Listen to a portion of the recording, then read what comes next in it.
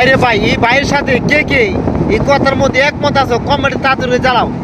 এই ইন্ডিয়ার বাঞ্চদেরা আমাদের বাংলাদেশে একটা ফেতনা সৃষ্টি করার জন্য হিন্দু মুসলমানের মধ্যে একটা ঝগড়া সৃষ্টি করে দিয়েছে। এই ভাইয়ের সাথে কে কে একমত আছো তার চালু করে কমেন্টে। আসসালামু আলাইকুম ওয়া রাহমাতুল্লাহি ওয়া বারাকাতুহু।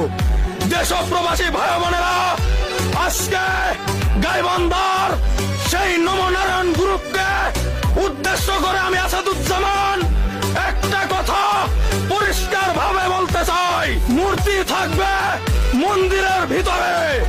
এদেশের রানিং সরকার যদি আপনাদের মন্দিরের ভিতরে আরো 10টা মূর্তি নির্মাণ করে দেয় তাতে আমাদের কোনো আপত্তি নাই, কিন্তু এই 98% মুসলিম বাংলাদেশের রাজপথে আপনাদের মূর্তি নির্মাণ করতে দেওয়া যাবে না, যাবে না, যাবে না।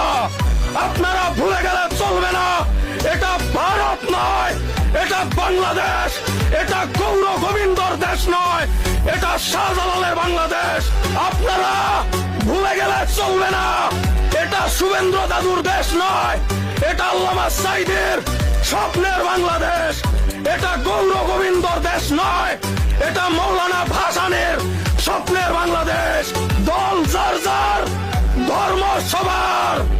আওয়ামী লীগ মরে নাই, বিএনপি মরে নাই, জামাত ইসলাম মরে নাই, এনসিপি মরে নাই, ইনকিলাব মরে নাই, প্রবাসীরা মরে নাই। আমি দেখতে পাচ্ছি এই গাইবান্ধার এক টুকাই বলেছে যদি কোনো মুসলিম মানতে না পারো এই মূর্তিকে তাহলে সকল মুসলিম গাইবান্ধা ত্যাগ করো।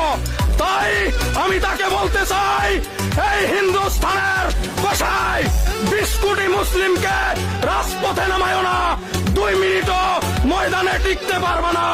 গাছের শুকনো পাতার মতো উড়ে চলে যাবে ইন্ডিয়ার নয়াদিল্লিতে। বলে দিলাম সাবধান, এদেশে হিন্দুস্তানের কোন ঠাই নাই, ছিল না, থাকবে না। ভালাই ভালাই তোমরা থাকতে থাকো, আমাদের মুসলিম ধর্মে এলাও নাই তোমাদের হিন্দু ধর্মে অ্যাটাক করো। যদি এলাও থাকতো তাহলে এতদিন তোমাদের অস্তিত্ব থাকতো না।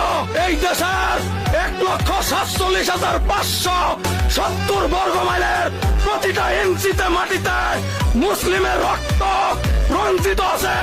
এই দেশ হিন্দুস্তানের নয়, এই দেশ ভারতের নয়। তাই বলে দিলাম, মিটিং মিছিল যাই করো দিল্লিতে গিয়ে করবে, বাংলার জমিনে তোমাদের কোনো জায়গা নাই, জায়গা নাই, জায়গা নাই।